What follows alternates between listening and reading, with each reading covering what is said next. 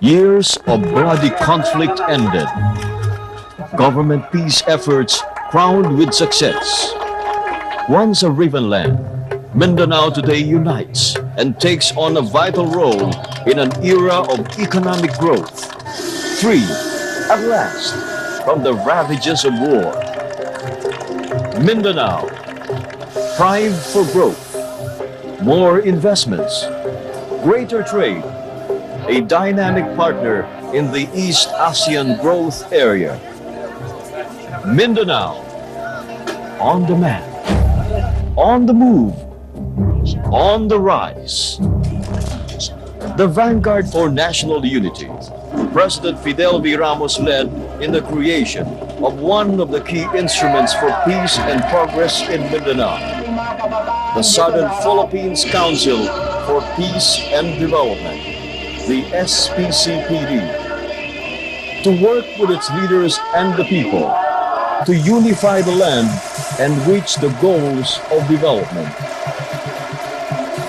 Mindanao, after years of the clash of arms of brother against brother, finally, a just, a comprehensive, an enduring peace.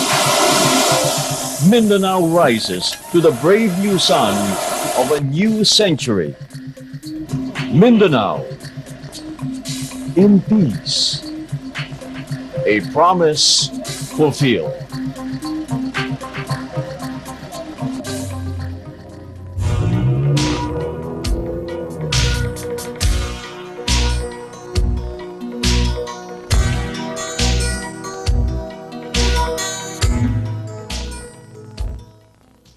Thank you very much, Senator Mercado. Senator Mercado giving an insight as well into, well, Chichi, yun ang ano, no?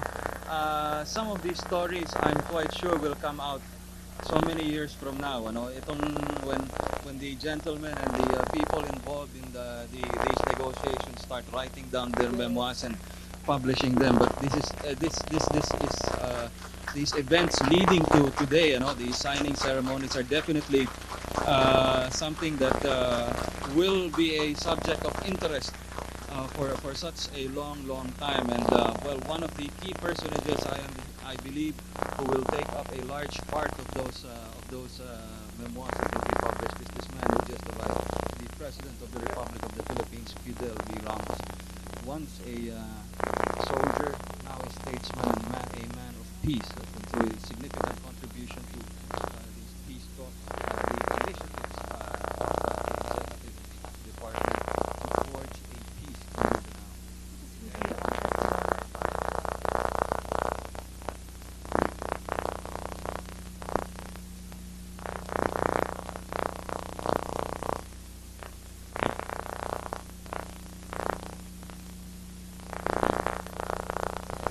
Bayang magiliw, silanganan, alag ng puso, sa dibdib mo'y buhay. Lupang hinirang, duyang ka ng magiting, sa manlulupig. Di ka pasisiil sa dagat at bundok, sa simoy at sa langit mong bugaw. May dilag at tula ang awit mo, saglayang minamahal. Ang kislap ng watawat mo'y tagumpay na nagniningning. Ang bituin at araw niya kailan pa may di magdidilim. Lupa ng araw ng luwalhati pagsinta, buhay ay langit sa piling mo. Aming ligaya na pag may mang-aapi, ang mamatay ng dahil sa'yo. Let us please remain standing while we offer an ecumenical invocation to be led by Father Eliseo Mercado, President of Notre Dame University, Dean Waja Esmula of the UP Islamic Studies, Bishop Delphine Calyao of the Diocese of Davao, and by Ronald Adamat, representing the indigenous peoples of Mindanao. O most merciful, compassionate, almighty God of all peoples, of Christian, of Muslims, of indigenous peoples, we call you by many names, Allah, Yahweh, Bathala, who watches us with infinite love and wisdom. Behold us on this historic day, as we enter into a new era of peace and reconciliation as common people of a great country. Bestow on us strength and moral courage to pursue the noble task of waging peace and building a nation on the foundation of trust and peaceful coexistence as brothers and sisters under one flag, one nation, and one race. We are aware, O most bountiful God, of our human limitations. Help us, therefore, in our enthusiasm to pursue the common task of peace and development in southern Philippines, in realizing our common aspiration for self-determination. We are most grateful of the effort of the MNLF and GRP panels in forging this covenant of peace with the support of the Organization of Islamic Conference with due consultation amongst our peoples. We humbly ask you, O most provident God, to shield our President of the Philippines, His Excellency President Fidel Valdez Ramos, not only as an official witness of this monumental peace accord, but especially as the implementing power behind the Southern Philippine Council for Peace and Development, under your divine guidance and mighty power. May you, Lord and Master of the universe, continue to empower us to work together towards a culture of peace, with justice, freedom, and opportunity for all, always mindful, O God, that love and truth are the very foundation of a strong and united people for a better tomorrow. Amen. Thank you very much. May we request our guests to please be seated.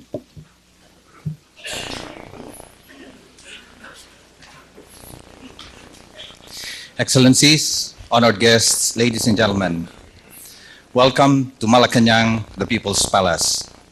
Today marks a most significant milestone in our nation's history, the signing of the final agreement between the government of the Republic of the Philippines and the Moro National Liberation Front.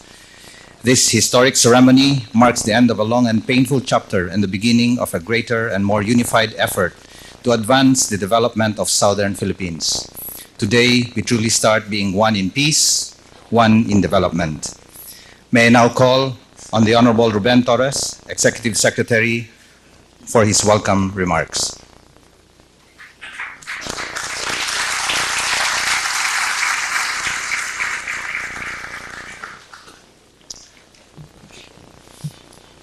His Excellency President Fidel Valdez Ramos, His Excellency Minister of Foreign Affairs of Indonesia, Minister Ali Alatas, the Secretary General of the Organization of Islamic Conference, His Excellency Dr. Al-Gabid, Chairman of the Philippine Panel, Ambassador Manuel Yan, Chairman Norm Iswari of the Moro National Liberation Front, Senate President Natalie Gonzalez, Vice President Joseph Estrada, Speaker Jose de Venecia, honorable members of the Senate and the House of Representatives, gentlemen of the Diplomatic Corps, Excellencies, members of the negotiating panels that work hard for the sake of peace, friends, ladies and gentlemen. This is a good morning for our people. On this day and this hour, we will clearly demarcate the condition of peace from the condition of war. A document will be signed binding the government of the Philippines and the Moro National Liberation Front to a historic settlement of a quarter century of conflict. The road to this historic moment has been long and at times uncertain.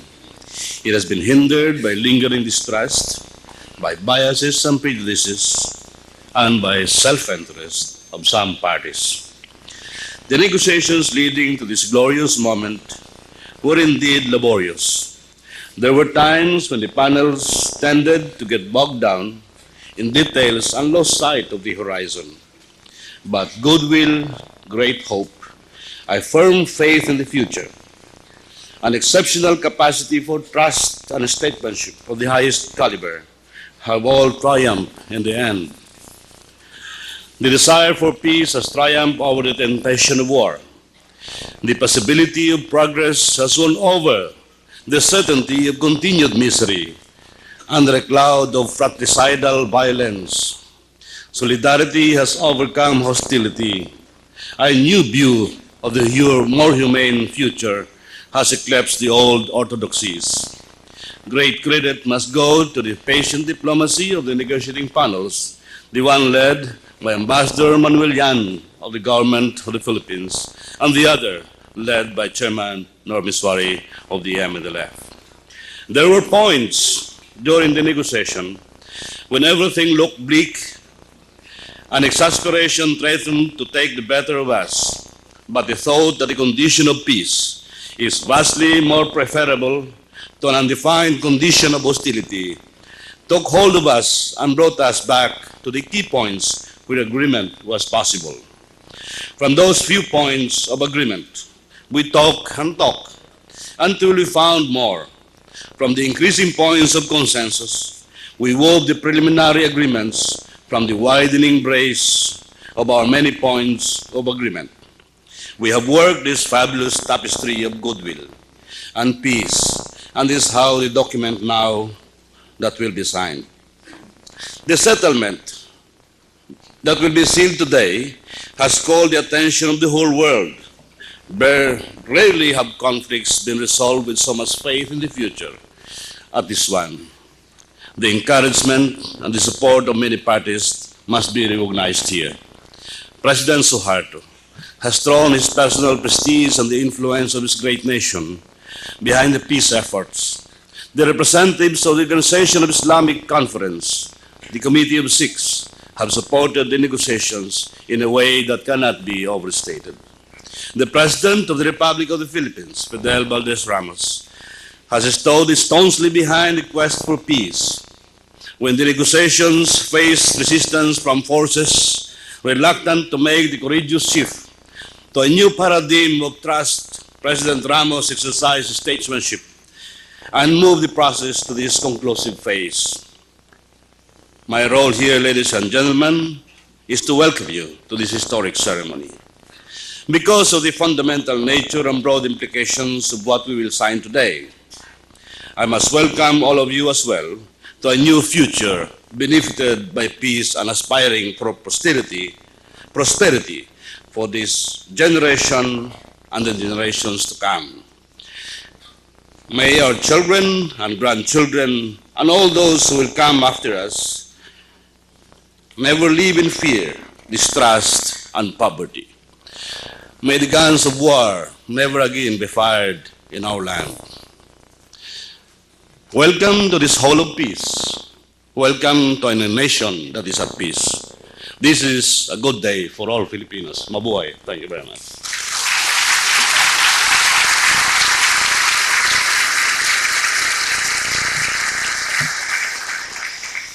Excellencies, ladies and gentlemen, we now come to the historic signing of the peace agreement between the government of the Republic of the Philippines and the Moro National Liberation Front. Signing on behalf of the Philippines is the chairman of the Philippine Peace Panel, Ambassador Manuel T. Yan. Signing and for the Moro National Liberation Front is Professor Normiswari.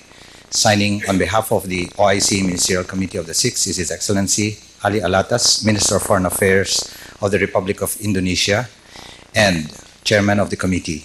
And signing for the OIC is His Excellency Secretary General Dr. Hamid Al-Gabid.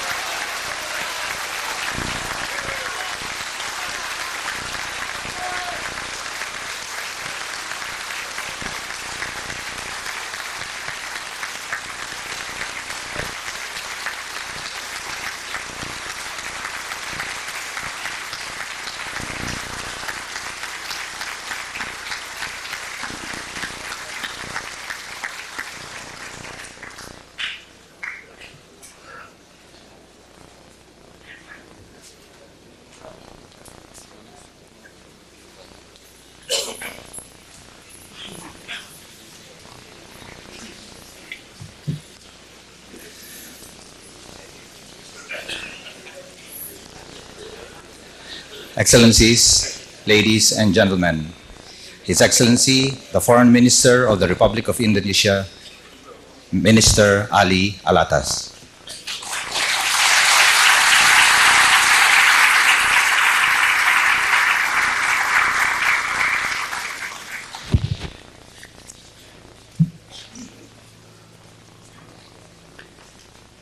Your Excellency, President Fidel V. Ramos, honorable members of the Cabinet, honorable senators and members of Congress, Honorable Professor Nur Miswari, Chairman of the MNLF, Excellency Ambassador Manuel Yan, Chairman of the Philippine Peace Panel, Excellency Dr. Hamid Al-Gabit, Secretary General of the OIC, Honorable Ruben Torres, Executive Secretary, Excellencies, Ambassadors, distinguished delegates, ladies and gentlemen. This is indeed a historic moment for the Filipino nation. It is also a great moment for all the peoples of Southeast Asia and for a world yearning for peace. With the signing a few moments ago of the final peace agreement between the government of the Republic of the Philippines and the Moro National Liberation Front, an arduous quest for peace that has lasted more than 2 decades has come to a splendid close. The agreement, fulfilling the letter and spirit of the Tripoli Agreement of 1976 and providing for wide-ranging autonomy within the framework of Philippine sovereignty and territorial integrity, embodies a comprehensive and just solution to the conflict situation in the southern Philippines. We therefore expect that it will be a durable settlement. We also believe that it will have a profound and positive impact on the stability and economic progress of Southeast Asia. As Foreign Minister of Indonesia, a close neighbor and friend of the Philippines, and also on behalf of the OIC Ministerial Committee of the Six, of which Indonesia is chairman, I should like to seize this opportunity to pay homage to the statesmanship and wisdom of President Fidel Ramos.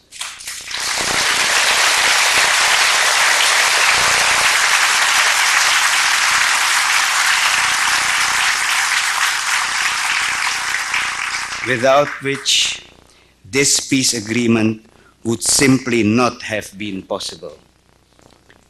I should also like to pay tribute to Professor Nur Miswari,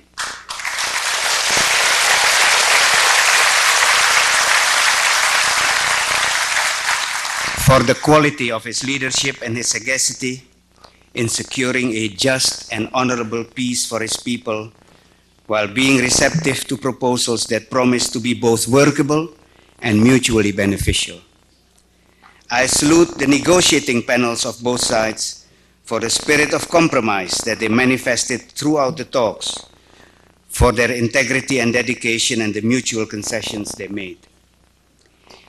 It may be worth reiterating that real hard work begins after the signing of the agreement. For a peace agreement, or any other agreement for that matter, does not implement itself. It assumes concrete reality only on the accretion of activities completed, the solid implementary achievements, contributions, cooperation, and often inevitable sacrifices by all those who are supposed to make it work. So there will be obstacles and challenges that will stand in the way of implementation of the agreement. And some of these will be no less formidable than those that had to be overcome in order to achieve the agreement. But as I said in Jakarta when inaugurating the final round of peace talks, I have no doubt that the people determined to achieve national reconciliation and unity, as well as peace and prosperity in the southern Philippines, will overcome whatever challenges there may arise. And I have no doubt that a Filipino nation, united and at peace within itself, will be a tremendous force for stability and progress in Southeast Asia.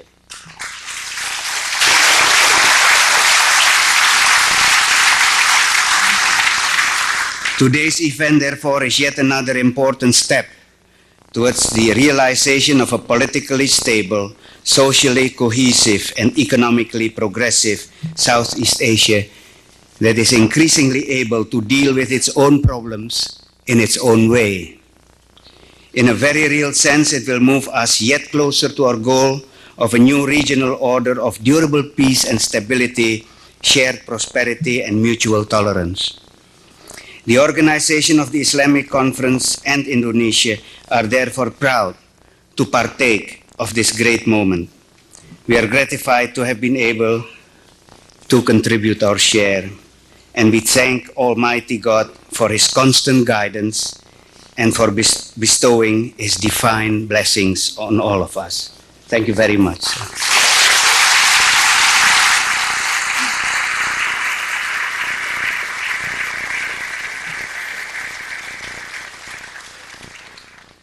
Excellencies, ladies and gentlemen, the Secretary General of the Organization of Islamic Conference, His Excellency Dr. Hamid Al-Kabid.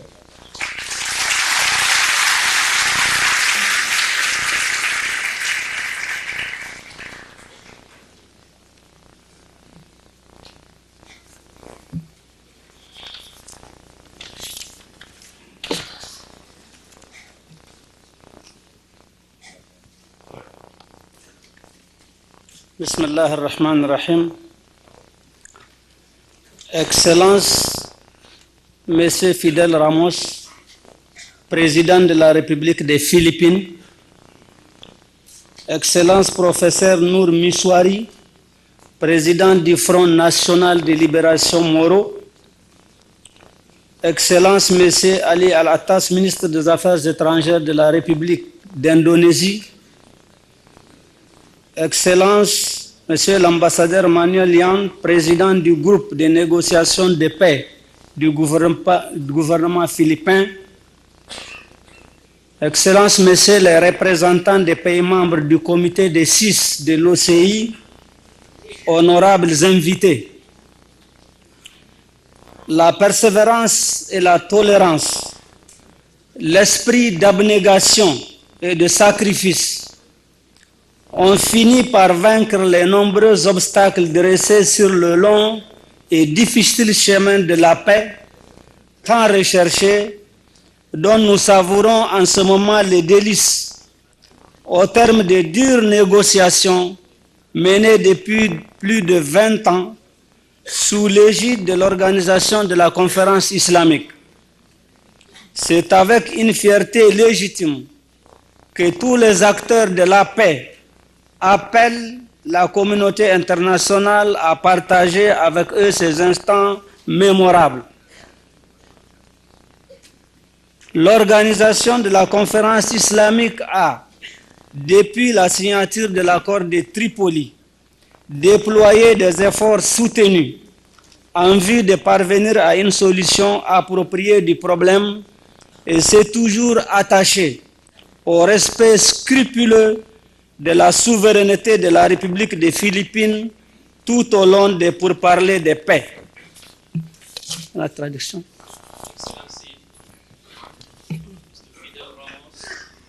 President of the Republic of Philippines, Excellency Professor Noor Miswari, Chairman of the Moro National Liberation Front, Excellency Mr. Ali Al-Attas, Minister of Foreign Affairs of the Republic of Indonesia, Excellency Ambassador Manuel Yan, Chairman of the Peace Negotiating Group of the Republic of Philippines, distinguished invitees, the perseverance and tolerance, the spirit of self-denial and of sacrifice have ultimately beaten the numerous obstacles on the long and tumultuous way to the long-awaited peace that we are savoring with delight at this moment after almost 20 years of tough negotiations under the aegis of the Organization of Islamic Conference. It is with a legitimate pride that all those who have played a part in bringing about this peace call the international community to share with them this memorable moment.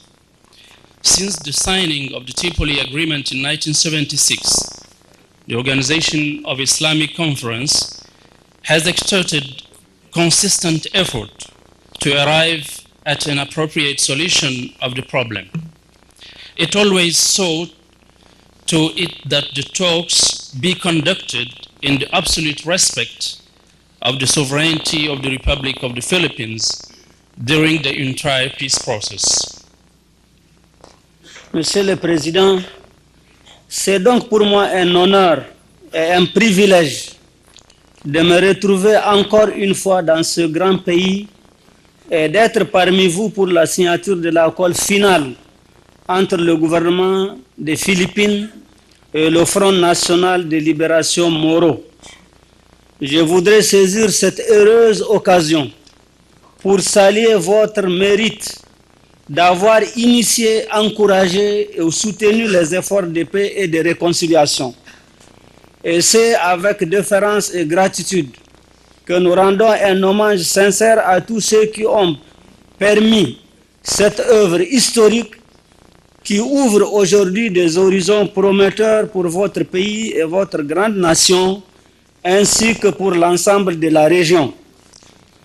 Qu'il me soit alors permis, au nom des États membres de l'organisation de la conférence islamique et à mon nom propre, de vous adresser, Monsieur le Président, ainsi qu'à votre gouvernement et à tout le peuple philippin, nos sincères remerciements. Je dois également exprimer ma profonde gratitude à son Excellence, Monsieur le Président Suharto, pour son soutien agissant au processus de paix qu'il a redynamisé et conduit aux résultats escomptés. Je tiens en outre à lui témoigner notre reconnaissance pour avoir accueilli généreusement en Indonésie les diverses phases des pourparlers préliminaires. Mr. President, it is therefore a great honor and a privilege for me to be once again in this great country in your midst for the signing of the final accord between the government of the Republic of Philippines and the Moro National Liberation Front.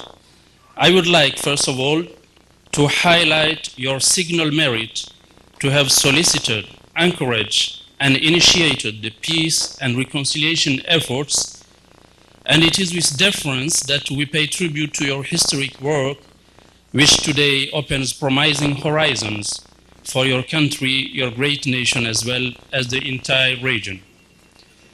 This being said, allow me, in the name of the OIC member states and on my personal behalf, to address to you, Mr. President, as well as your government and all the Filipino people, our sincere thanks.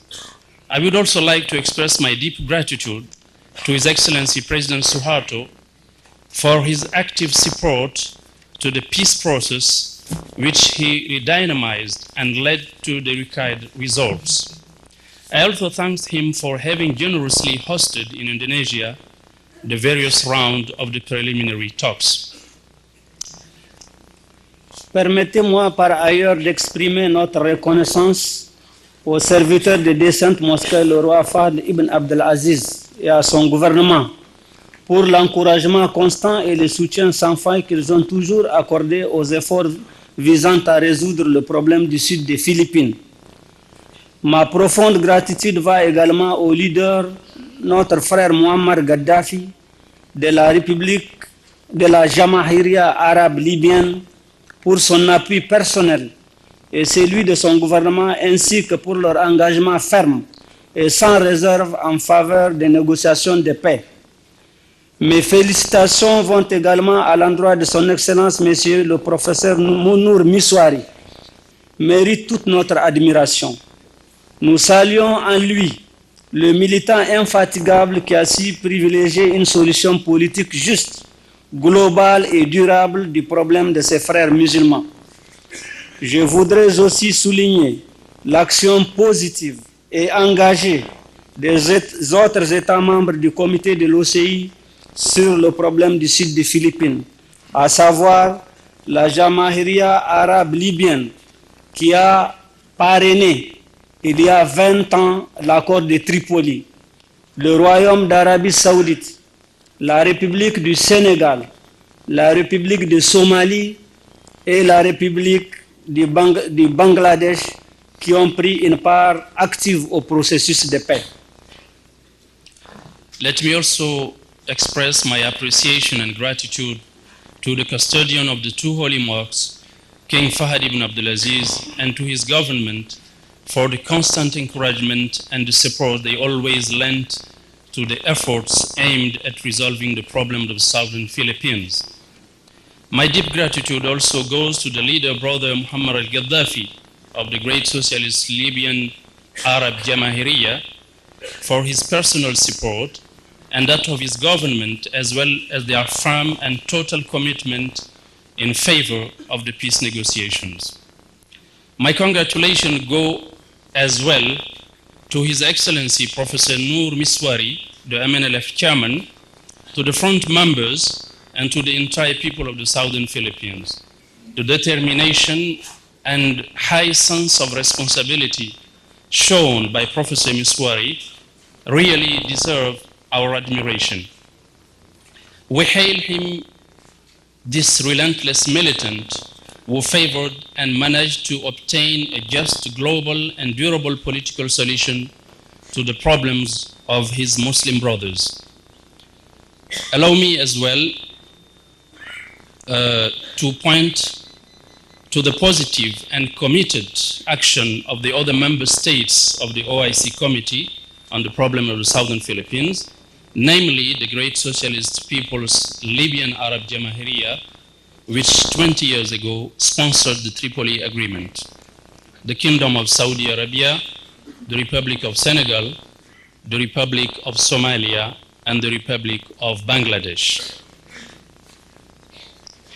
De même, je me félicite de l'esprit de conciliation et de compromis et de la volonté à parvenir à une paix acceptable par tous, ainsi que des concessions faites de part et d'autre qui ont prévalu tout au long des différentes phases de négociations qui ont permis, grâce à Allah le miséricordieux, de parvenir à cette entente que nous scellons aujourd'hui en présence de tous les acteurs de négociation et en prenant à témoin le monde entier. Je ne peux m'empêcher de louer l'engagement, le courage et la sagesse de son Excellence, M. Ali Al-Attas, ministre des Affaires étrangères de l'Indonésie et président du comité ministériel de 6, ainsi que ses distingués collaborateurs. Je salue enfin les efforts inlassables fournis par son Excellence l'ambassadeur Manuel Nyan et son groupe pour faire aboutir les pourparlers de paix. Excellence, Monsieur le Président, une page de l'histoire glorieuse des Philippines est désormais tournée. Je suis convaincu que les grands sacrifices consentis par toutes les parties contribueront au renforcement des fondations de la nation philippine dans le cadre d'une confiance mutuelle retrouvée entre les différentes composantes du pays. Dans ce monde où les contradictions, les divergences de vues, d'idéologie et autres engendrent dans la plupart des cas des conflits entre les hommes, ceux qui privilégient le dialogue, la concertation et la compréhension sont des exemples à suivre. C'est dire que votre noble œuvre ne servira pas uniquement aux Philippins et aux générations futures, mais constituera surtout un modèle pour la solution des problèmes similaires partout dans le monde. Likewise, I welcome the spirit of conciliation and compromise, as well as the will to achieve a peace acceptable to all, which pervaded the various phases of the negotiations. Thanks to the concessions made on both sides, Allah has enabled us to reach an entente, a spirit of understanding, which we shall seal today we had already sailed today in the presence of all the actors of the negotiations, taking as witness the entire world. And I would be failing in my duties if I did not hail the commitment, courage, and wisdom of His Excellency Ali Alatas, Minister of Foreign Affairs of Indonesia and Chairman of the 6-member Ministerial Committee, along with his distinguished collaborators. Last but not least, I commend the relentless efforts exerted by His Excellency Ambassador Manuel Lian and his group to ensure the successful outcome of the peace talks. Excellency, Mr. President, a glorious page in the history of the Philippines has just been turned. I am convinced that the great sacrifices made by all the parties will contribute to reinforce the foundations of the Filipino nation in the framework of a stronger mutual confidence among the various components of the country. In this world, where the contradictions, divergences of views and ideologies give rise in most cases to conflicts between men, those who favor dialogue, consultation, and understanding in trying to settle their problems are the models which others ought to follow. In other words, your noble achievement will serve not only the Philippines and future generations, but especially all those elsewhere who have similar problems to solve. Excellence, Monsieur le Président, chers frères, je voudrais inviter les parties signataires de ces accords à défendre et à promouvoir les accords de paix, car il va sans dire que le problème qui connaît aujourd'hui un début de solution finale et qui a duré plus d'un quart de siècle a engendré par le nombre considérable de victimes des rancœurs de part et d'autre. C'est pourquoi il est capital de faire revivre la fraternité et la solidarité nationale afin d'engager la nation toute entière dans une œuvre collective de paix et de développement. Grâce à cette même volonté fondée sur la concorde nationale, il est permis d'espérer des lendemains meilleurs de progrès et de prospérité pour le grand peuple philippin. Les États membres de l'Organisation de la Conférence islamique, qui entretiennent d'excellentes relations avec les Philippines et ont encouragé et appuyé les efforts de paix, apporteront tout le soutien requis à la réalisation des nobles objectifs fixés. Le secrétariat général de l'OCI, qui a bénéficié de la confiance des acteurs principaux de cet accord, poursuivra son action à vos côtés pour la mise en œuvre de cet accord, tant il est vrai que l'entente à laquelle vous êtes parvenus est une œuvre commune que le devoir nous commande de préserver. Excellency, Mr. President, dear brothers, I would like to invite the signatories of this accord to defend and promote all peace treaties. For it goes without saying that the problem which today has ushered in the start of a final solution, and which lasts for over a quarter of a century, has engendered, to judge by the considerable number of victims, rancors on both sides. For this reason, it is of capital importance to revive national fraternity and solidarity, to brush aside all the misunderstandings and put the entire nation on the track of a collective mission of peace and development. Thanks to this same will, resting on national concord, we dare aspire for a better tomorrow marked by further progress and prosperity for the great people of the Philippines. OIC member states who have excellent relations with the Philippines and who generously encourage the peace efforts will never hesitate to lend their valuable support to the fulfillment of the noble objectives set forth. The OIC Secretariat General, which enjoy the confidence of the principal actors of this agreement, will pursue its action beside you for the implementation of this agreement as long as it is understood that it behooves all parties to preserve the intent you have reached. Qu'Allah nous assiste, raffermisse nos pas et nous guide sur le chemin du bien pour le bonheur et la paix. Je vous remercie. Wassalamu alaikum wa rahmatullahi wa barakatuh. May Allah assist us, guide our steps, and crown our effort with success for the welfare, peace, and happiness. Assalamu alaikum.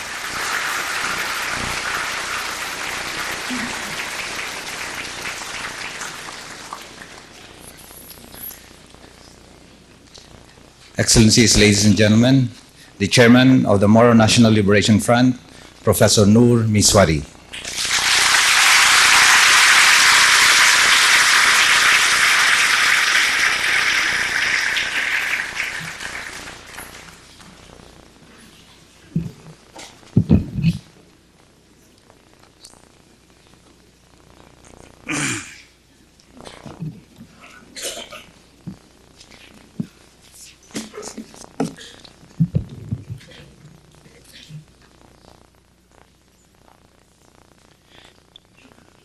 Bismillahirrahmanirrahim. Alhamdulillah Rabbil Alamin. Wassalatu wassalamu ala asrafil anbiya'i wal mursalin. Sayyidina Muhammadin wa ala alihi wa ashabi ajma'in. His Excellency Mr. President, Fidel Ramos, His Excellency Dr. Hamid Al-Gabid, His Excellency Bapa Ali Alatas, His Excellency Vice President Joseph Estrada, His Excellency Senate President Gonzales, His Excellency Speaker Jose de Venecia, members of the Diplomatic Corps, their eminence of the various religious groups, distinguished guests, brothers and sisters, Assalamu alaikum wa rahmatullahi ta'ala wa barakatuh, and good morning, ladies and gentlemen. To begin with, allow me to recite the Surah Al-Fatiha on behalf of our Suhada, our martyrs, men and women who had fallen during those dark days and nights in defense of our people's freedom and survival and the integrity of our homeland and Islam. A'udhu billahi minash shaitanir rajim. Bismillahir Rahmanir Rahim. Alhamdulillah Rabbil Alamin. Ar-Rahmanir Rahim. Maliki Yawmiddin. Iyyaka na'budu wa iyyaka nasta'in. Ihdinas siratal mustaqim. Siratal ladzina an'amta 'alaihim ghairil maghdubi 'alaihim waladdallin. Amin.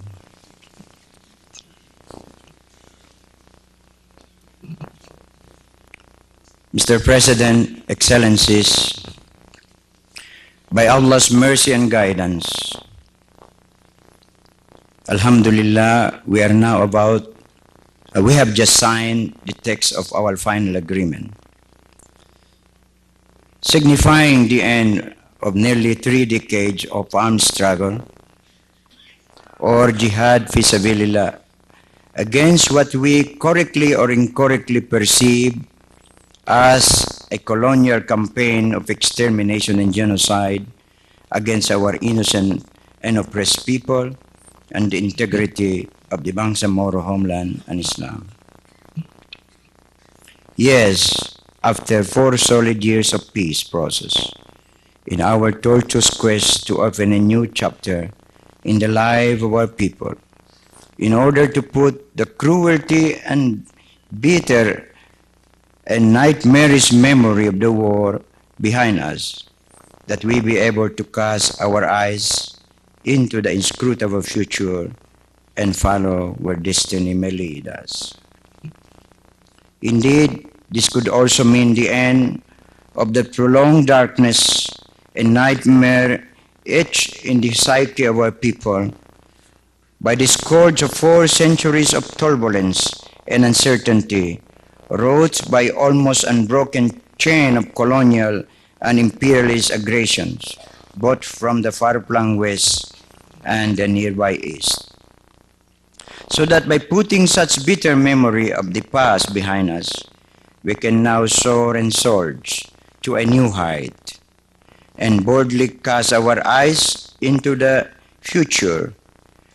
Perchance we may be able, by Allah's leave, to take the reins of destiny into our hands and shape the future in the image of our people's noble cause, meaning the cause of peace, justice, and freedom. Peace that is just, comprehensive, and stable and durable. Social justice that is broad, all-encompassing, and universal. Freedom that is truly democratic, ethical, and moral, and founded firmly on the bedrock of our people's unbreakable unity, solidarity, and brotherhood. Mr. President and Excellencies, when we embark on our lonely road to peace, we had no illusion about the difficulties that laid ahead, especially so owing to our tragic experiences during the previous administrations. Every time peace was already within the grasp of our hands, only to see it slip out quickly and almost imperceptibly. Experiences showed that with every failure of the peace process comes the failure of the ceasefire, or vice versa. And as we know, failure has the habit of instinctively unleashing the fury of war as inevitable as the night that overtakes the day. How many times have we seen the monster get loosened and unchained, almost willy-nilly? How many times have we seen Mindanao and its islands swallowed up by the flame of war, owing to the failure of our peace process? Unfortunately, every time it is our people who become hapless victims, because every time war is fought in our homeland, never in Luzon or in Visayas, unlike the storm that strikes at the latter regularly but shies away from our shores. In the early centuries, after the defeat of the aggressors, our forebears had to pursue the enemy up to the Visayas and Luzon, including the present Intramuros in Manila.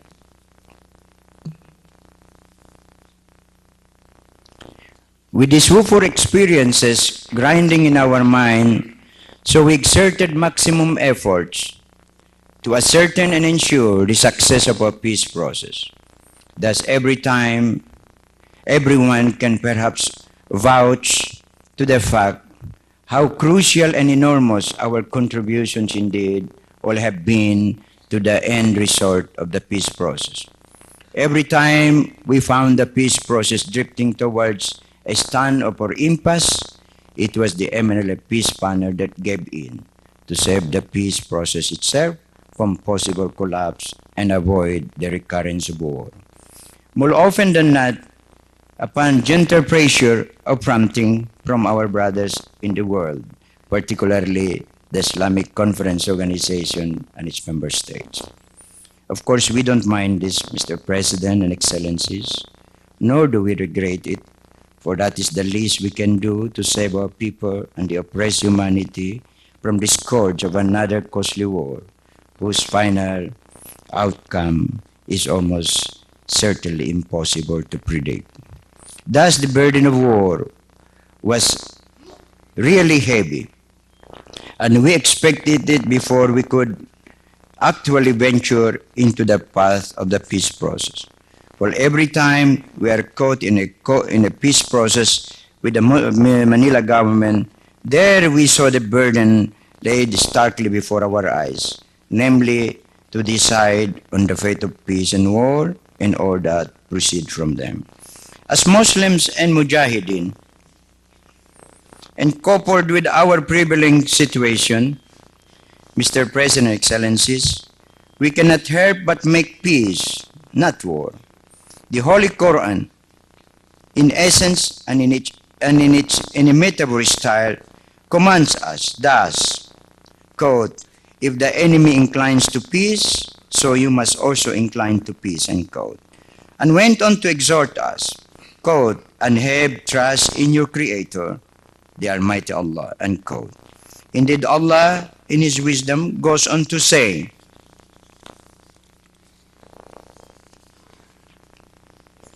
that even if we sense betrayal from our enemy, still we have to continue and persist.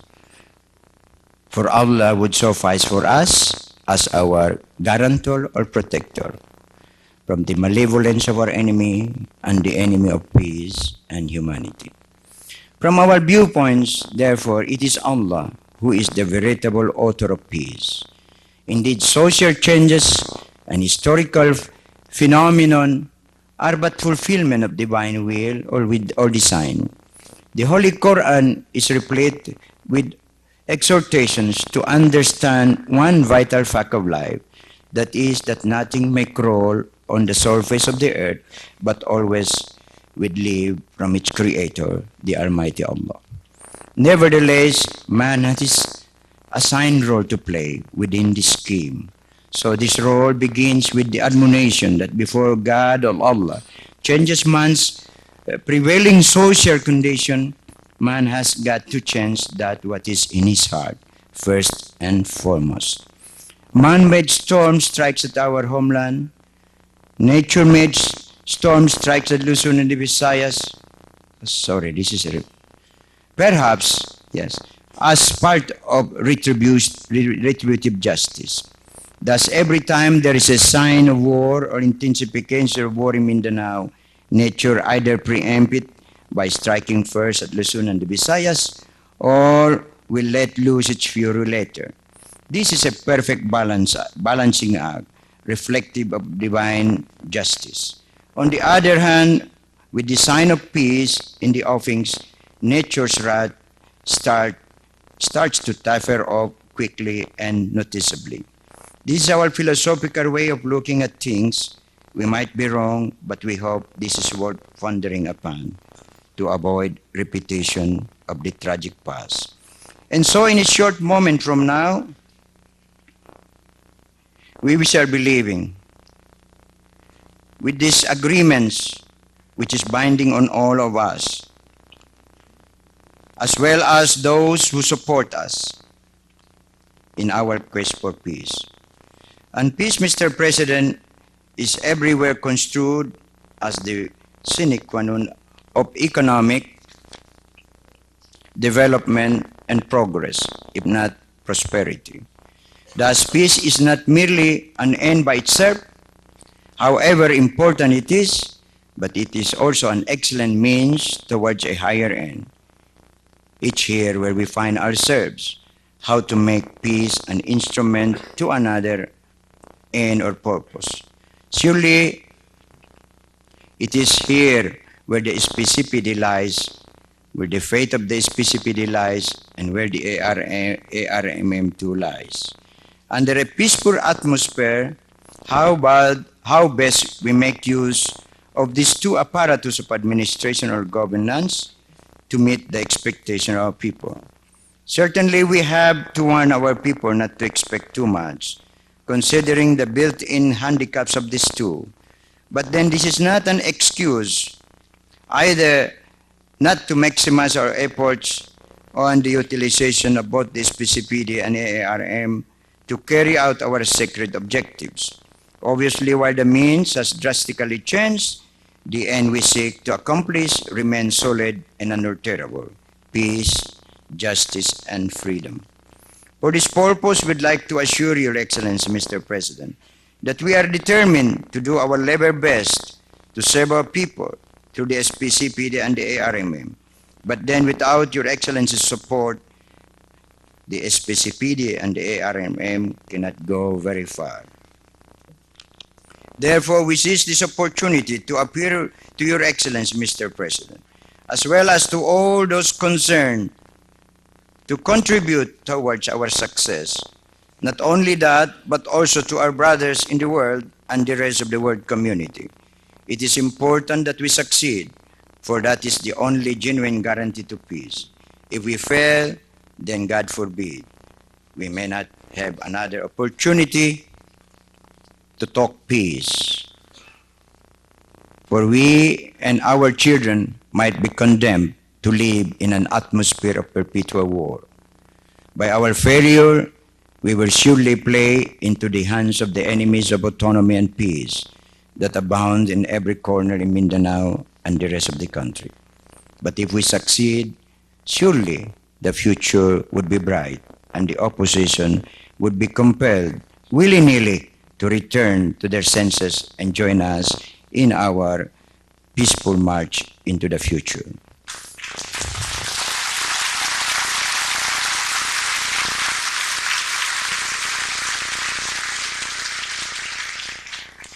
This is how crucial our success would be in assuring the future of our people and posterity.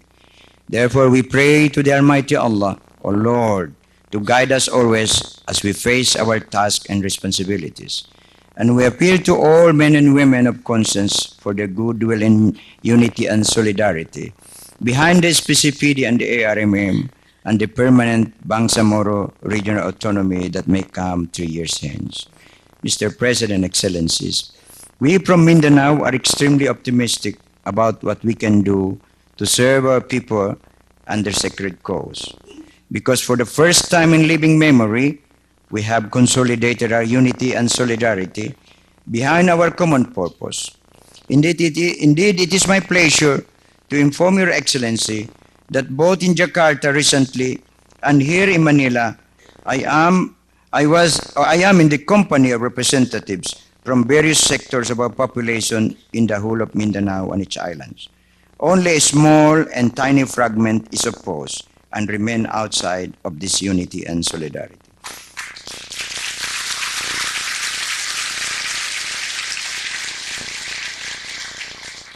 And this unity and solidarity, Mr. President, are the best guarantee to success. In Jakarta, and much more so here in Manila, we have representatives from as far as Palawan, Tawi-Tawi, Basilan, Zamboanga, Lanao, Cotabato, Davao, and practically all parts of northern Mindanao. This is a sure harbinger of the future. Indeed, even the representatives of the 29 tribal communities all over Mindanao are here with us in this hall.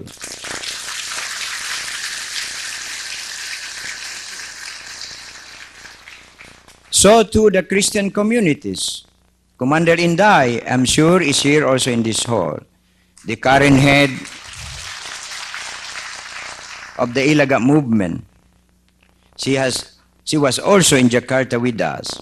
Father Mercado of the Notre Dame University is with us. He too was with us in Jakarta. A number of distinguished Mindanaoan political leaders are with us, some of them to include a number of congressmen, governors, mayors, other prominent citizens of Mindanao and its islands. They were also with us in Jakarta. Mindanao is one and its people are one, now and forever, Bismillah.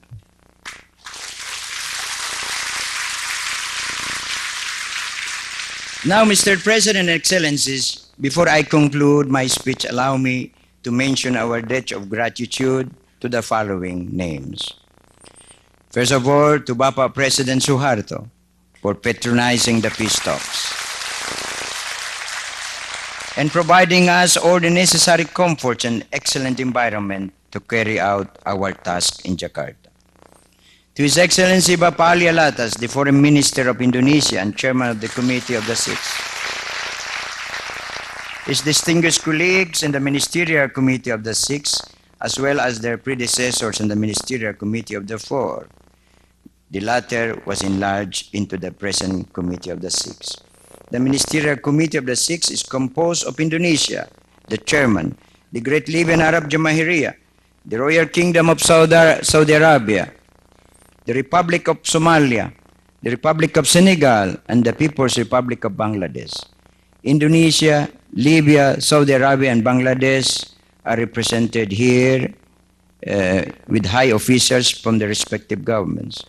Bapa Ali Alatas is of course here with us, and his party, including His Excellency Ambassador Wiriono, His Excellency Dr. Hassan Wirayuda, His Excellency Ambassador Peter Damanik, His Excellency Ambassador Abu Hartono, and Congresswoman Madam Aisa Amini, the chairman of the Committee of Foreign Affairs of the Indonesian Parliament.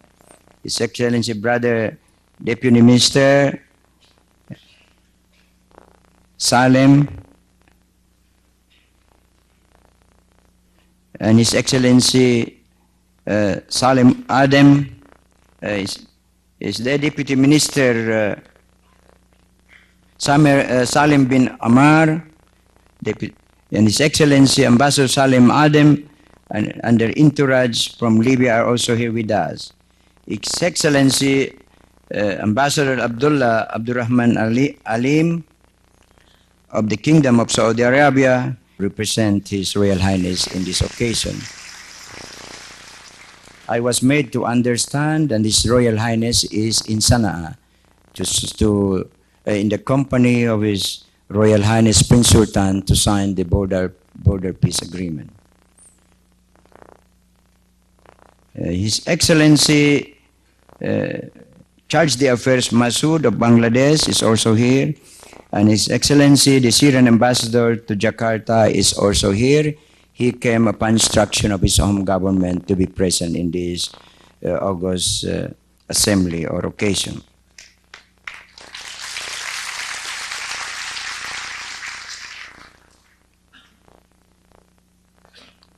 We also acknowledge the presence of other distinguished diplomats from other Islamic countries, members of the Organization of Islamic Conference, as well as from other countries in the world.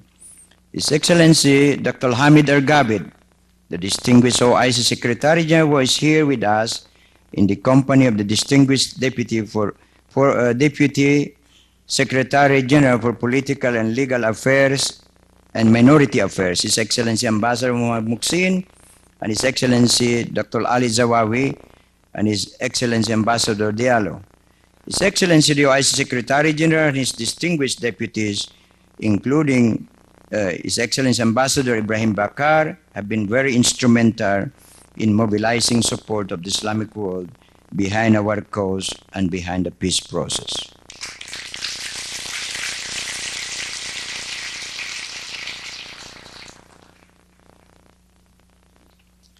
Number 4, to His Royal Highness Prince Saud Al Faisal, the distinguished Foreign Minister of the Kingdom of Saudi Arabia, for his equally crucial contribution both in the Ministerial Committee of the 4 and the present Ministerial Committee of the 6. His Royal Highness has exerted great influence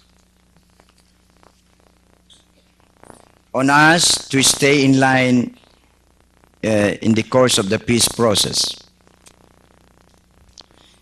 Number 5, it will be recalled that his late father, Almarhum King Faisal bin Abdulaziz, was also among the most crucial contributors to the cause of peace in our homeland.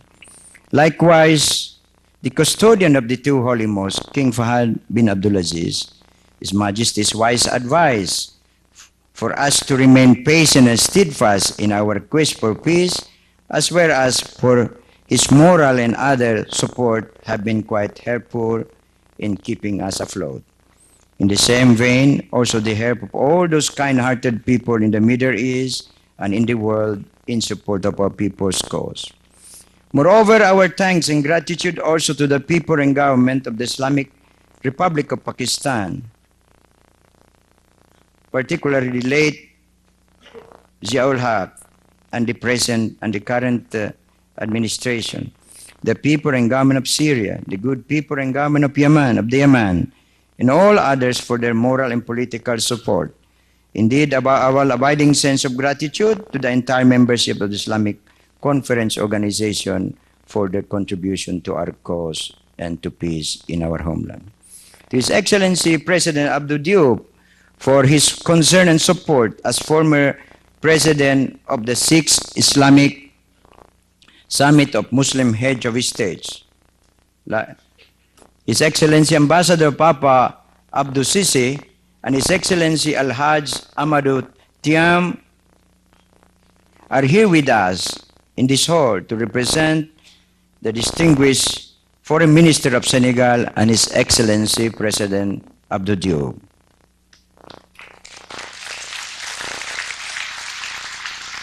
Likewise to the State of Kuwait and His Highness the Amir in his capacity as the President of the Fourth Summit of Muslim Heads of State. And finally, to His Majesty King Hassan Al-Thani, head of the present 7th Summit, Islamic Summit of Muslim Heads of State, for the political and moral support of the last meeting of the Summit of Muslim Heads of States in Casablanca, Morocco. To the Makkah-based World Muslim League, which is represented by His Eminence, Sheikh Abdullah Saleh Al-Ubaid, who is here with us in this.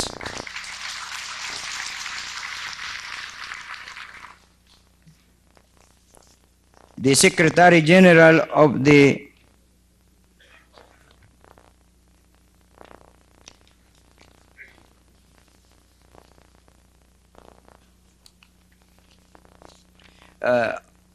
Secretary General of the Rabita for their steadfastness in supporting our people's sacred cause and jihad fisabilillah.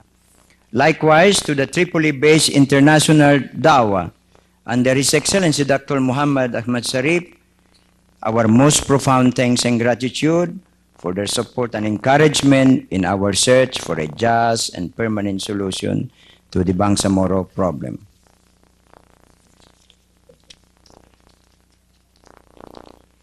Furthermore, mention also should be made of our great sense of gratitude to the OIC Supervisory Ceasefire Committee for their great contribution to our success. For without them, particularly the Honorable Brigadier General Arbi and the Honorable Brigadier General Kiblan Zen and their men, the peace in our homeland, volatile and fragile as it has been, would have easily broken down. And without that peace in our homeland, the peace process would not have lasted this long, nor did we ever had a chance to reach such a glorious end, alhamdulillah.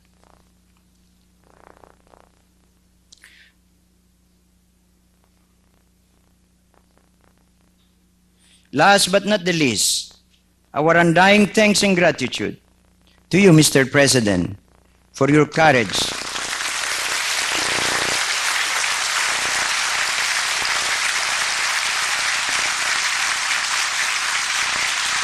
let's give the President a standing ovation.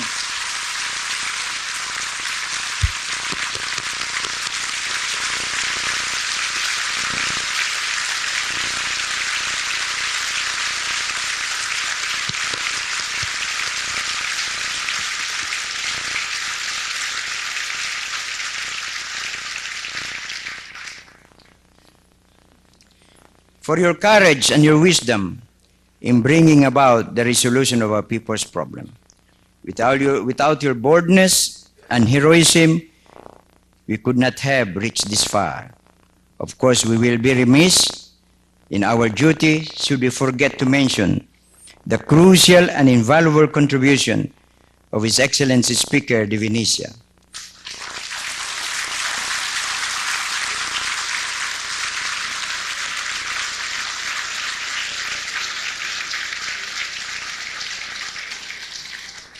His Excellency Executive Secretary Robin Torres,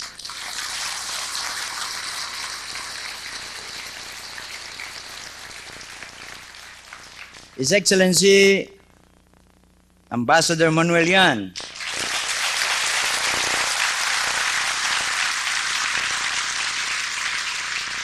His Excellency Congressman Eduardo Ermita,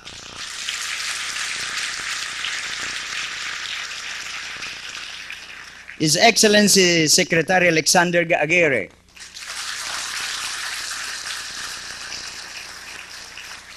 His Excellency Senator Orly Mercado,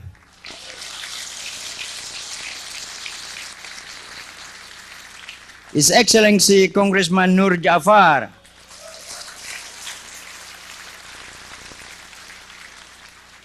His Excellency Congressman Diquiña,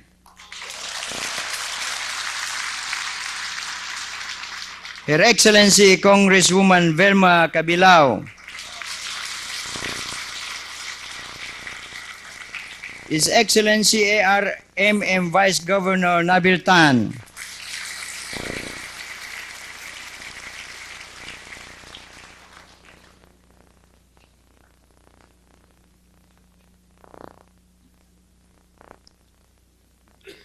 His Excellency Professor Rudil,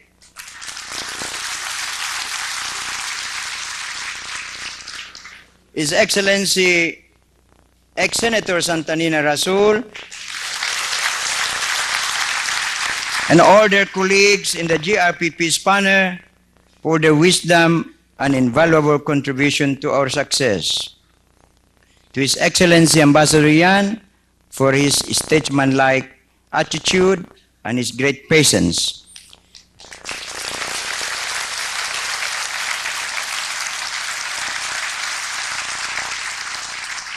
To His Excellency Congressman Ermita for being instrumental in providing the wise solution to our tickless problem every time we met them across the table. To His Excellency Ruben Torres for bringing us back to the series for breaking the back of the dangerous impasse that we made during our peace talks. For this reason, our people have come to dub him as the man of destiny.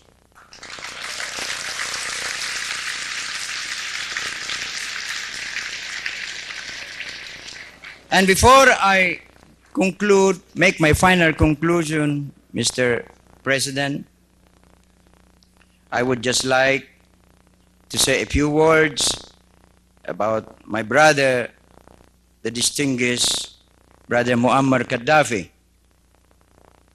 For the information of this August Assembly, it was he in the beginning, along with the Ministerial Committee of the Six, who was greatly instrumental in bringing us into the negotiating table.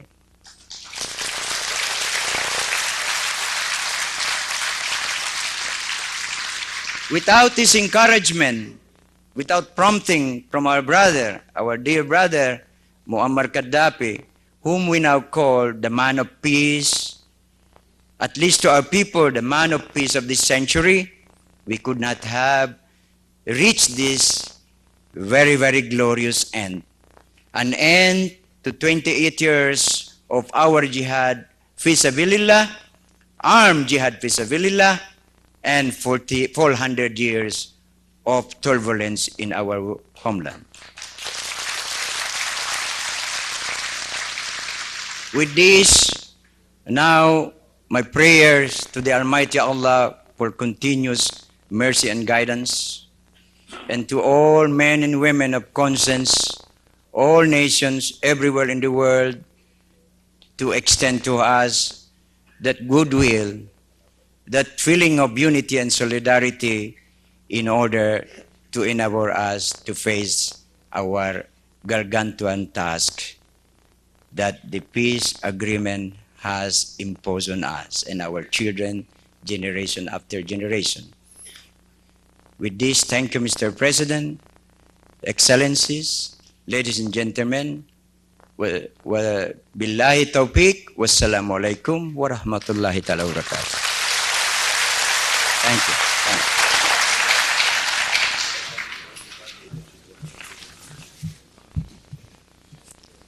you. Your Excellency, President Fidel B. Ramos, Mrs.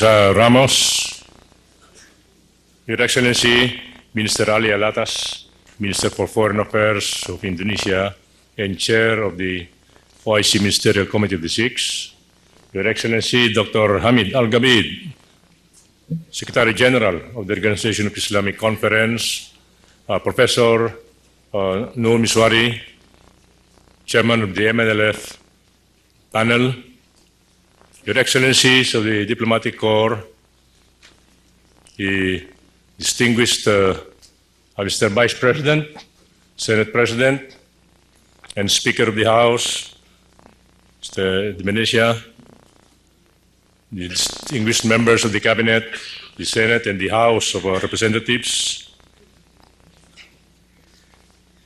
the other distinguished guests, members of the GRP and MNLF panels, ladies and gentlemen. Today, after 47 months of exploratory talks and formal negotiations, we are honored in joining all present in this historic gathering to present to you, to the entire nation, and to the world, the 1996 peace agreement between our government and the Moro National Liberation Front. Mr. President, the peace agreement complies in letter and spirit with the memorandum of instructions that you issued to the Philippine panel on August 26, 1993, as well as to our approved manual of negotiations. Foremost of all, the agreement conforms with and affirms absolutely our fealty to the Constitution and the laws of the land. It also fully responds to the President's National Comprehensive Peace Program to seek a principled and peaceful resolution of the armed conflict with neither blame nor surrender, but with dignity for all. It has also accomplished the objectives laid down by the President in his instructions, namely, 1, the return of our MNLF brothers and sisters to the political, economic, and social mainstream. 2, the attainment of lasting peace and security in southern Philippines under a meaningful process of autonomy building. And 3, the establishment of a continuing and constructive consensus with the Islamic world through the Organization of the Islamic Conference on a peaceful, comprehensive, and durable peace of the problem of Muslims in southern Philippines. A general approach to the peace negotiations was closely followed by our panel along the following guidelines prescribed by the President. 1, the search of a comprehensive and fully synchronized solution that would take into consideration the existence of the autonomous region of Muslim Mindanao under Republic Act 6734. 2, respect for the sentiments of all affected communities and sectors. 3, the establishment of common ground with the OIC in the facilitation and nurturance of the negotiations.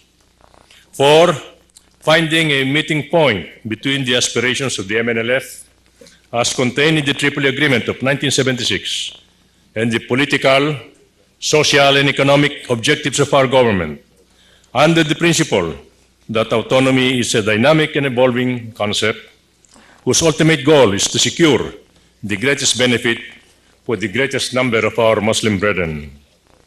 Mr. President, this peace agreement is a monument to your wisdom and high statesmanship. We in the Philippine panel are deeply privileged to have been accorded the opportunity to serve your noble vision of peace and development in southern Philippines. I speak in the presence of most worthy allies, the Indonesian government under President Suharto, and represented here by Foreign Minister Ali Alatas, Chair of the OIC Ministerial Committee of the Six. The foreign ministers and high representatives of the Great Libyan Jamahiriya, the Kingdom of Saudi Arabia, Senegal, Bangladesh, and Somalia, and the OIC itself eminently represented by His Excellency Secretary General Dr. Hamid Al-Gabid. Allow me also to acknowledge the many officials and staff workers from the Indonesian government, the OIC Secretary General, the OIC Ministerial Committee of the Six, and particularly the Libyan government for their generous assistance, good counsel, hospitality, and friendship. I also wish to thank my colleagues in the Cabinet, as well as the officials and staffs of various departments who have been involved in the peace negotiations, particularly at the committee-level discussions. This agreement is certainly a tribute to the President's mandate of unity, solidarity, and teamwork. Finally, I would like to congratulate a most worthy partner across the negotiating table, Chairman Nur Miswari, and the members of the MNLF panel.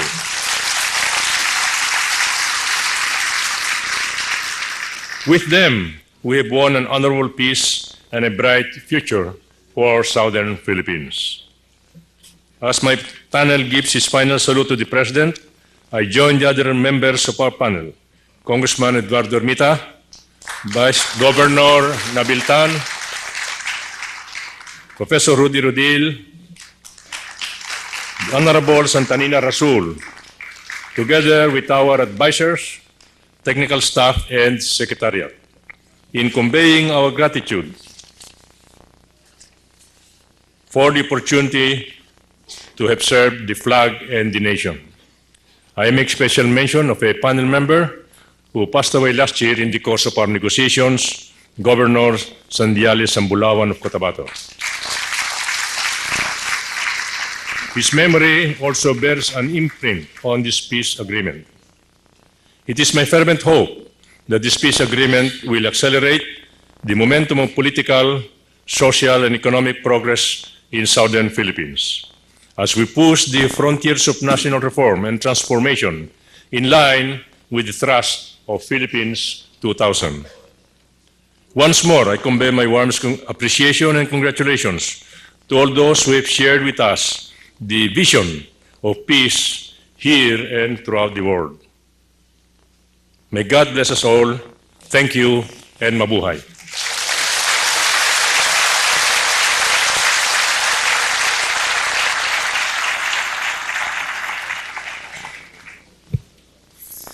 Excellencies, ladies and gentlemen, to introduce the man of vision who made this event happen, the Honorable Executive Secretary, Ruben Torres.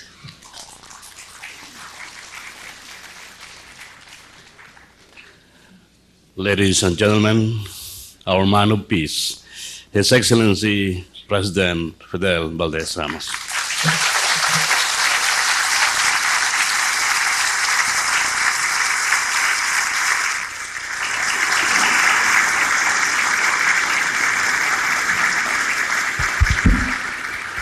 Thank you very much. Maraming salamat, Secretary Ruben Torres. Your Excellency, Foreign Minister of Indonesia, Ali Alatas, Your Excellency, Secretary General of the OIC, Dr. Hamid Al-Gabid, the Chairman of the Moro National Liberation Front, Professor Nur Miswari. Palakpakan natin yung kapatid natin. Your Excellency, Chairman, Ambassador General Manuel Yan of the GRP panel. Your Excellency, Vice President Joseph Estrada. Senate President Nectali Gonzales. Speaker of the House of Representatives, Jose de Venecia Jr., the distinguished members of the Senate and of the House of Representatives,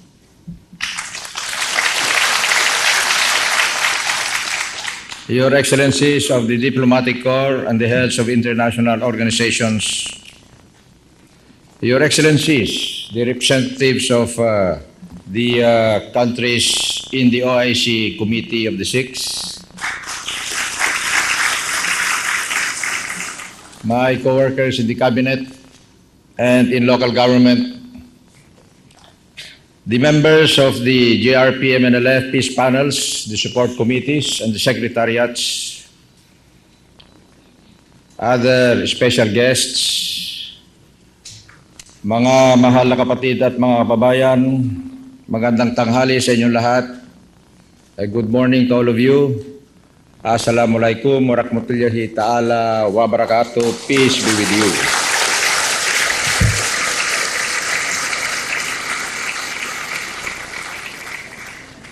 Today, we not only witness history, we make history.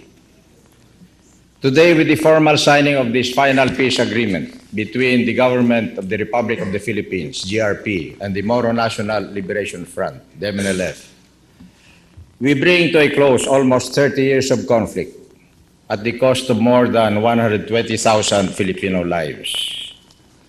Today, we launch a new era of peace and development for the Southern Philippines and for the Philippines as a whole. And so on behalf of our people and the Philippine government, let me convey my highest commendations to the members of the negotiating panels, Ceremonial of the Government of the Republic of the Philippines, and Chairman Nur Miswari of the Moro National Liberation Front. Here in our own land, this peace agreement falls squarely into our aspiration of total peace and development for all, especially the millions of poor and destitute masses in our southern regions. That we have made Mindanao the focus of our concerns fittingly demonstrates its vital role in the overall enterprise of nation building. In the peace, first for Mindanao, because it has suffered the most and harbors many of the most depressed communities in our land. The cycle of poverty and conflict must finally be broken, and this peace agreement is the cutting edge, the main cutting edge of our determined efforts. And it is bound to succeed not merely by force of the noble intentions of its participants, but because it rides the crest of mankind's universal aspirations. We could never have contemplated these dreams, however, if we did not have good allies in our quest. Here and now, we are proud to have with us one of the best teams of peacemakers in the world. I speak of the distinguished Indonesian delegation led by Foreign Minister Ali Alatas, a master of principled negotiation. And surely you will recall the key troubleshooter of the Cambodian peace settlement. A man of eloquence, profound intellect, and a deep sense of humanity. I remember very well that it was in Sipanas, Indonesia, in April of 1993, where he proposed the first step in the Mindanao peace process, which was the signing of an interim ceasefire agreement that came into fruition in November of that year. Our people are grateful indeed to the Indonesian government and to President Suharto, who placed his most qualified and experienced officials at the presiding end of the negotiating table. We have here with us, and I shall repeat this over and over again, Ambassador Wiriono, the presiding officer of the plenary sessions.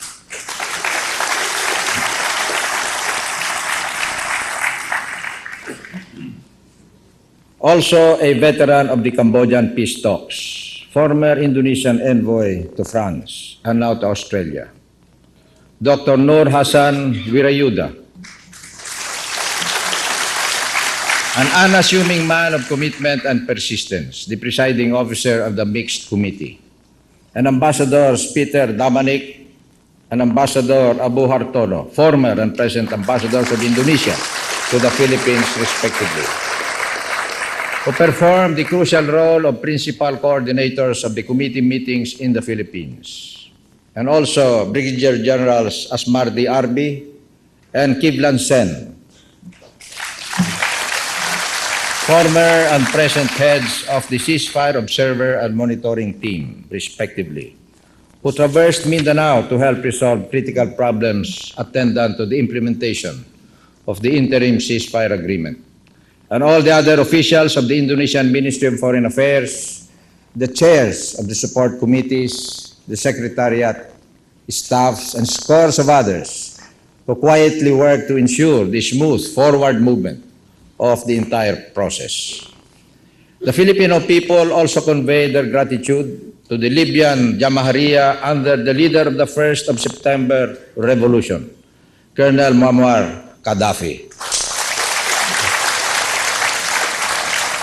His Foreign Secretary, Secretary Al Montaser, whom I met in a previous meeting, who promoted the progress of our joint efforts, joined by other stalwarts of the Jamahariya such as Undersecretary Aman bin Kayal, presiding officer of the first exploratory talks held in Tripoli in October 1992, Undersecretary for Asian Affairs Salim Amer, and the indefatigable and most dedicated Secretary of the Libyan People's Bureau in the Philippines, Ambassador Rajab Asaruk, who played a lead role not only in facilitating the peace talks but also in essential humanitarian endeavors related to hostage negotiations in the wake of past terrorist kidnappings in Mindanao. And for the record, I want you all to know that Ambassador Asaruk has a 1,000% recovery of hostage and kidnapping victims.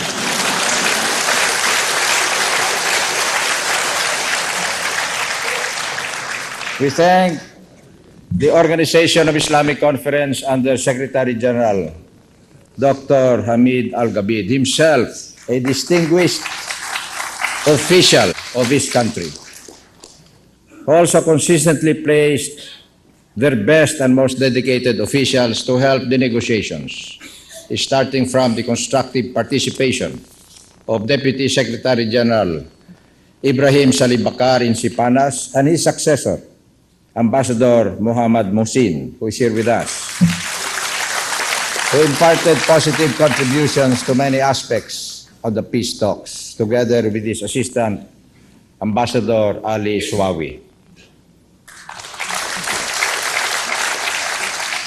And there are many more who deserve our accolade, especially those who inspired and gave impetus to our efforts. I speak of King Fahd of the Kingdom of Saudi Arabia, the custodian of the two holy mosques, who holds our nation and our people in great esteem, and the national leaders of Senegal, Bangladesh, and Somalia, and their respective foreign ministers, all represented here under the collective banner of the OIC Ministerial Committee of the Six. They all have been supportive of our peace process all the way. All these leaders, workers, and shepherds for peace have made immeasurable contributions toward shaping this agreement, which is a monument to national solidarity and international friendship. We are all humbled by their devotion to our common cause of peace, and most of all, their affection for our country and the Filipino people. I have the highest regard for the statesmanship and moderation with which Chairman Nur Mishwari has conducted his end of the discussions throughout this process. Just 2 weeks ago, Brother Nur and I met in the town of Malabang in Lanao Sur. It had been some 10 years since we two last met in Holo, Sulu in September 1986. During his meeting with former President Corazon C. Aquino, who must be credited with forging the first Mindanao-wide ceasefire with the MNLF.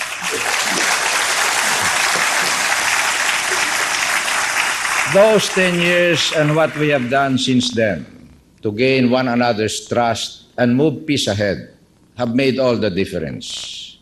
Our people in the South and all over our republic can now rejoice and embrace one another as brothers and sisters of one family.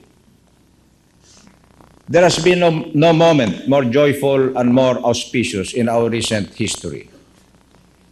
Not since we rose up against and overthrew the dictatorship at EDSA 10 years ago.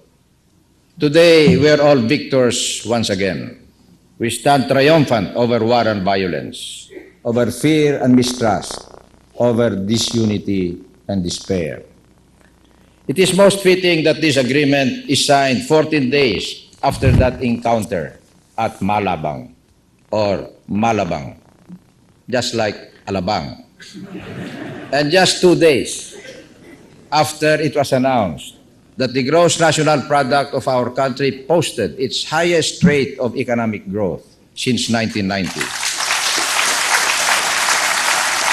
For indeed, political stability and economic growth are mutually reinforcing elements.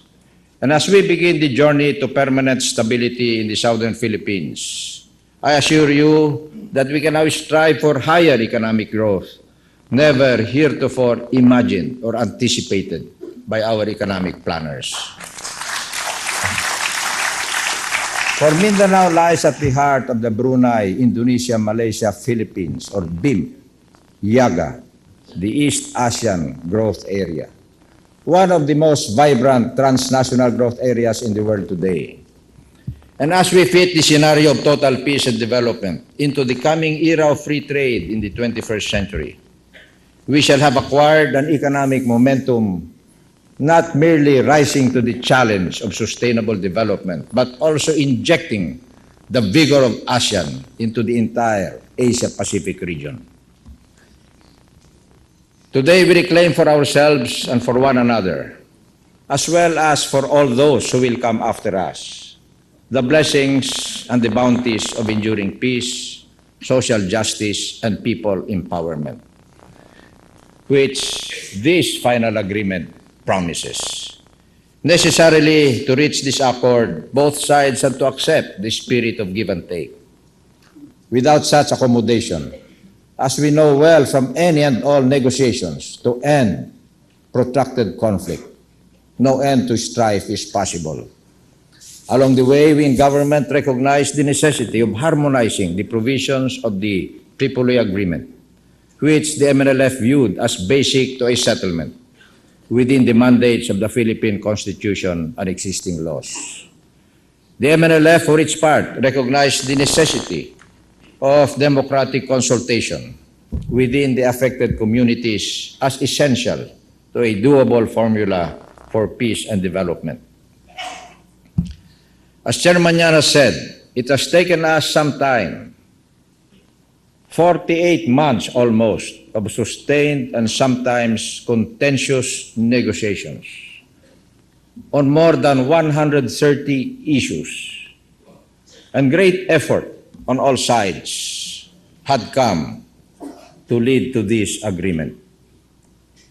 Now, we must match the due diligence and the intensity of purpose with which the two panels, assisted by the OIC and the Republic of Indonesia, crafted these terms with an even greater and no less sincere commitment to making peace work. And while we may have still the guns of war, the more complex and arduous tasks of peace and development have just begun. At this juncture, I pay special tribute to our government panel under the leadership of Chairman Manuel Yan for a job well done.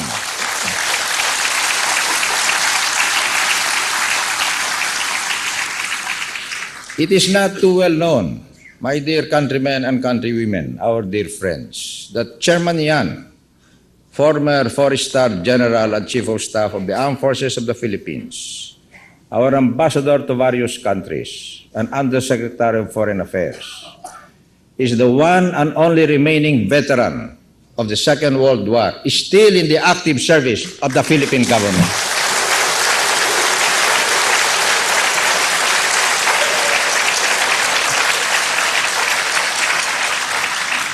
I said World War II, not World War I,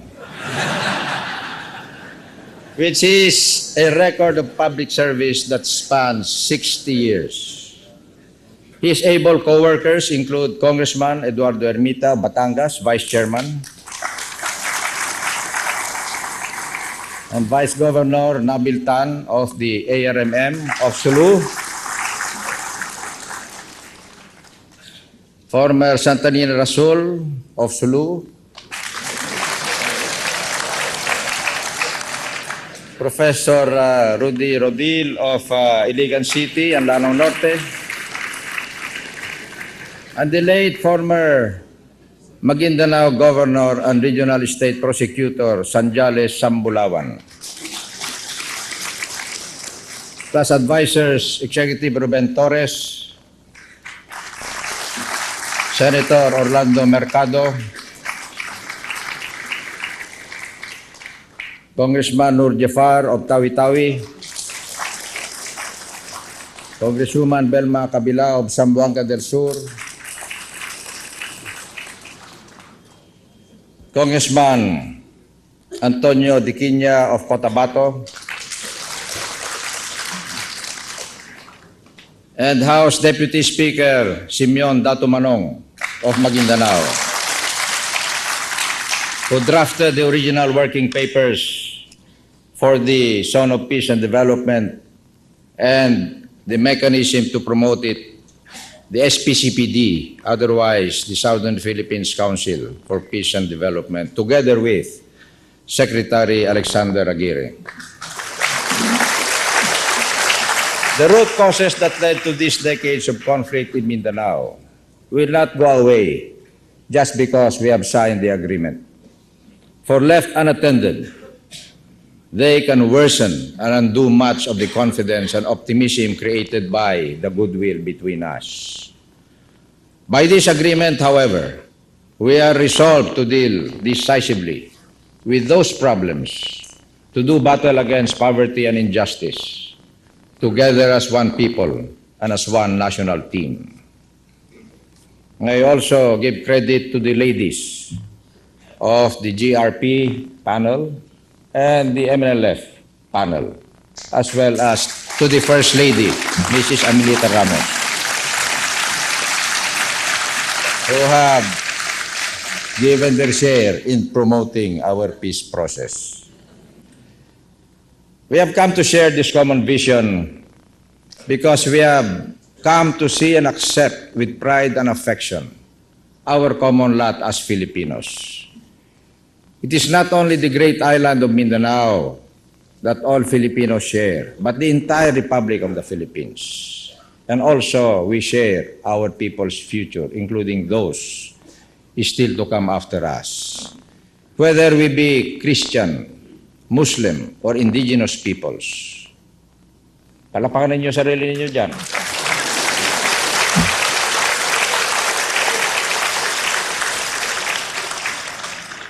Translation. Our indigenous peoples are okay. We face the same challenges and opportunities in the new century of growth. Our collective responsibility now is to ensure that we can enter the 21st century together, vigorously, on the same footing, with the stronger capabilities to make the best of our potentials, and to compete successfully with the rest of the world. Development, my dear friends, cannot be an exclusionary process. If this nation is to progress, it must do so as a whole. And to do so as a whole, it must think and act as a whole, as Filipinos, and not just as Christians, or Muslims, or Lumads, or individuals of other backgrounds or beliefs. We have fought hard for peace in Mindanao, for genuine and lasting peace among our people, so that we can devote our energies to our most cherished goals, employing our most positive qualities. There is too much at stake in the Filipino future for us to impair our chances with continued partisan conflict and discord. The opportunities for greater trade and economic cooperation with our neighbors in Asia, the Middle East, and Africa are as rich and exciting as ever, and the rising expectation of all Mindanaoans for a better quality of life demand an immediate and concerted response from us all.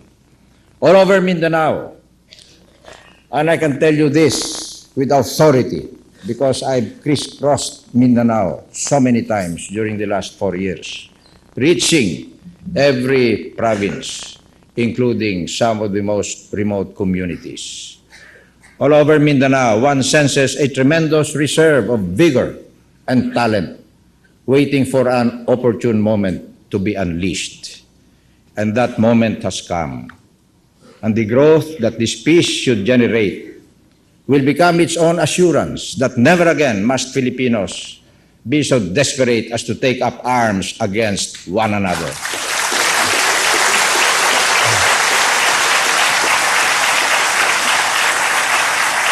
This agreement brings us closer to realizing the true national community that our heroes dreamed of and died and fought for. Jose Rizal, Marcelo del Pilar, Andres Bonifacio, Graciano Lopez Haina, Emilio Aguinaldo, Apolinario Mabini, and Ninoy Aquino, and a host of others who are now part of our revolutionary heritage. More than 100 years ago, Rizal himself enunciated the principle by which these days' commitments can be best described. Rizal said, "Let this be our only motto." As he wrote his friend Mariano Ponce, our only motto for the welfare of the native land, para sa ating mahal na inang bayan. And so, we must continue to have faith in one another, in our capacity to do good, to build and to help. Again, I must draw on the wisdom of another hero, Ninoy Aquino, who wrote, in that speech he could have delivered, but did not, because he was killed at the airport upon his return on August 21, 1983. He said, "Must we relive the agonies and the bloodletting of the past that brought forth our republic? Or can we sit down as brother and sister and discuss our differences with reason and goodwill?"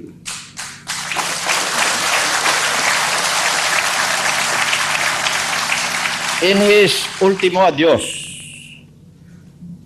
on the eve of his execution, Jose Rizal enjoined our people thus, and this is Rizal speaking: "When my death is forgotten, my grave unmarked, let the plow turn the earth where I lie. May my dust make fertile the fields, and where the grass grows thickly, there I dwell. And when night comes and my grave in darkness lies, break not the peace," said Rizal, "break not the peace, but kneel before the mystery. And if you hear the sound of music, be not afraid. It is I." We are now hearing the music that Rizal spoke of on this day.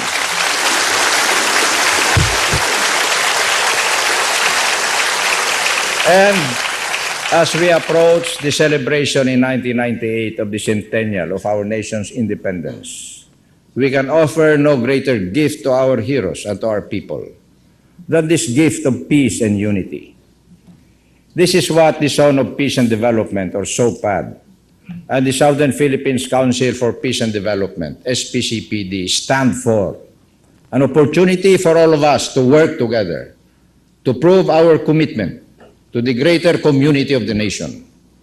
Indeed, while the SPCPD has drawn the most attention and controversy, I believe that the far more important decision that we have made is to create a zone of peace and development from out of our 14 southern provinces and 9 cities therein, with a precious, undisturbed period of 2 or 2.5 years for nation and Mindanao rebuilding. And if the zone succeeds, then our entire country will move up, and without leaving any region, any province, any community, any social group behind. Even more important, by creating this zone of peace and development, by binding the 14 southern provinces together in ties of economic interdependence and mutual benefit, we will enable our diverse southern peoples, Muslims, Christians, and indigenous peoples alike, to forge for themselves one community, which shall then become fully integrated into the larger zone of peace and development that we want the Filipino nation to become. Today, my dear friends, beloved countrymen and countrywomen, we have all come closer to becoming that nation of our dreams. By our resilience and political will, we have proved ourselves worthy of our nationhood. And so, in conclusion again, I thank all of those who have made possible this historic opportunity for us Filipinos to come together and to work in unity as brothers and sisters. Thank you very much. Maraming salamat sa inyong lahat. Mabuhay ang Pilipinas. Salamat po.